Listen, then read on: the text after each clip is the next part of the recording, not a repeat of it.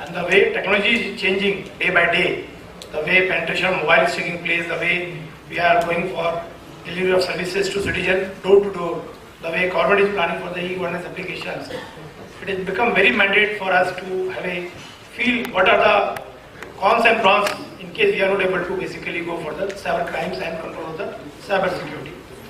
Now basically we have been listening, understanding, going through the newspaper, but few of the things which I think are well aware, well known to all or may not be well known to all, I think need to be discussed. One is that cyber criminal activities are generally designed and they are basically to accomplish either or all the following activities. One of the activities basically is still intellectual property.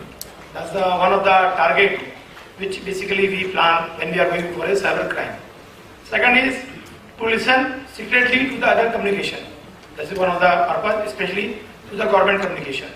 What is flowing between the defense to ministry, ministry to finance, like that. And third is basically to undermine the all security of national security related sites. Now, what is happening is that the advanced persistent threats are mainly to the developed countries. If you have seen that graph or the picture which was shown by Mr. Prakash, I could feel that the mainly threats are which are basically advanced persistent threats. They are mainly applicable to advanced countries, which include the USA, Germany, South Korea, Switzerland, Canada, Taiwan. But slowly they are going to other countries also. So we have to be very careful, alert for this activity. Now there are major vertical segments which are basically targeted by the cyber crimes, which include mainly the government. This is our first target which the cyber crimes which are happening there. Then the education, then service and consultancy, aerospace, then government, financial securities, chemicals and telecommunication.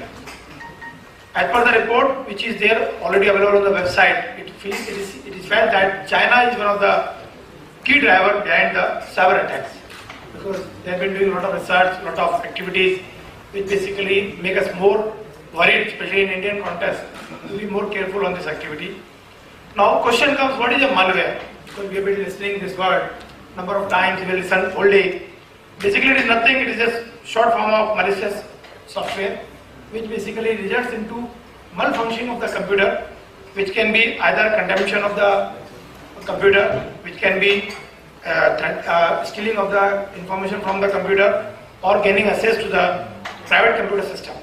You basically become unauthorized user of the computer which somebody else has got the right. Now this can be this can be in the form of a code or a script. Now it can be in the form of, as Mr. Prakash just have shown, it can be in the form of worm, which almost occupy around 10 to 12%. It can be in the form of Trojan horse, which is almost around 60%. It can be in the form of virus, which is around 17%. Like that backdoor, where you basically try to go for unassessed authorization, like this. Now, once we are talking about all type of malicious software or malicious activities, the question comes to us is virus and worms. These are the two terminology which is being used mainly in the society, especially in the IT professional society. Now, virus is basically an executable software which has to be multiplied by the user himself. Means we need a user intervention. Whereas in case of worm, there is no need of the user. It flows. It's a file which flows through the network and automatically it starts multiplying. So we have to be more worried on the worm, because the way we are growing, the way we are using for cloud computing, networking systems, we have to be more careful on that part. Now, in the present scene, there is an approach required to fight these cyber crimes. Now, what is happening is cyber criminals are using tricks and social energy engineering tactics to fool, employing for compromising machine and corporate accounts. That's the basic aim which they have been targeting. Now, common technology which are being used are phishing, which basically is nothing, it's a send message to user to perform some action. It is also a spear phishing, where basically you send a personalized message and target the specific or the customers.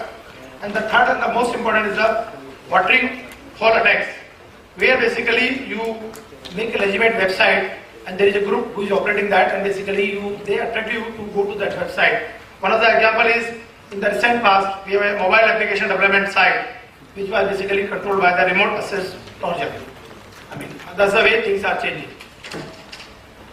Now, we need to adopt the techniques to take care of these cyber crimes. One of the techniques which we generally follow as a thumb rule is do's and don'ts, where we try to convey to our staff, our faculty, our members, our users, stakeholders that how to reduce the risk of phishing attacks, not to open untrusted and suspicious links. But this is not the solution now, because with the change in technology, things are changing. The second concept is basically eliminating the vulnerabilities. But again, packing and securing code. But that also does not basically provide the solution to us. In the recent attacks, word attack documents were attacked and were sent to victim in spear polishing emails. Microsoft provided a patch also in 2012. Now basically it is becoming very difficult to keep on uploading the patches. And even as he said that in XP now we will not have a patch also. So you have to take care of that part basically. So you have to work out a system. Now that's the reason we have even come to a concept of going for a secure application by design. That's a new concept which is coming up. So you build the security parameter itself in the application which you are going to design. Similarly, we are planning to work out a mechanism where we go for a malware detection, where we are able to detect the malware operations or viruses or bombs before they get generated or they start multiplying. Now, similarly, what is happening is, once we are going for a malware detection, there are again three approaches. One of the approach is signature-based detection, second is heuristic-based detection, and third is behavioral-based detection, where you match the signatures to the dictionary which you have got, and based on the background experience or past exposure, you compare and take a decision. Now, same thing, I mean, number of such crimes have been happening in number of countries, number of states, number of cities.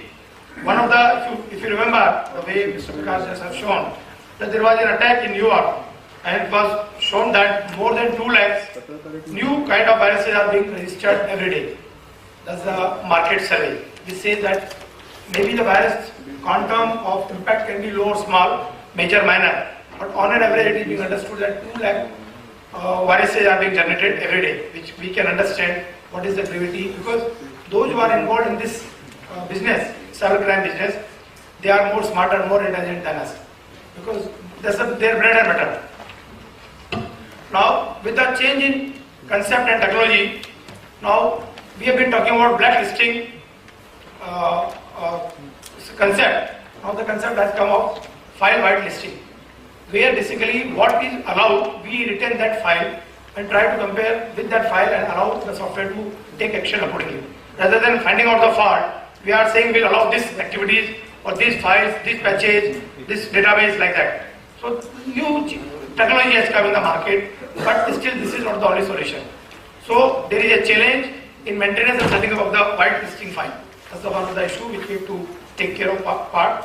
Like for example, Casper's whitelisting solution uses a database that contains 70 crore unique files and updated by 300 software companies. Now it is not so an easy task, because every day we are finding a new worm, new virus, new Trojan, so we have to take care of that part. Now, second option is, which has come in the market, is execute the task in a virtual environment. This is also coming up, because so that the virus or the worm or the malfunctioning remains limited to the particular environment only. But also this is again challenge, because challenge is application are designed to become interoperable, because we have been talking about that software has to be interoperable. So if we are going for a virtual environment, then we land into other issue of interoperability. Example is cut and paste. You cut somewhere, you paste somewhere, it becomes a problem for us. So we need a solution which is not dependent on end user, which is not dependent on patch availability, which is not dependent on malware detection, easy to implement and maintain, accessible throughout the enterprise solution. I think this is what we have to discuss, this is what the solution we need to take care of these activities. And I am sure during the whole day workshop, we will discuss all these issues and try to come out with a solution which can further be suggested or can be communicated to the concerned department or the ministry for taking up an action.